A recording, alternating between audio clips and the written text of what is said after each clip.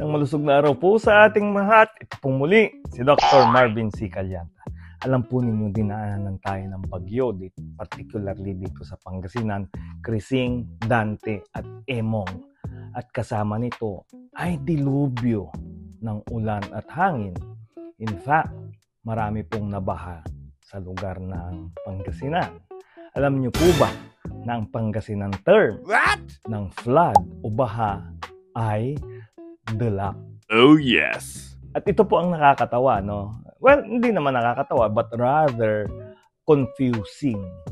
Pagtatanungin mo ang mga Pangasinense kung ano yung katumbas ng malalim or deep sa Pangasinan, yung iba sumasagot ng alarm.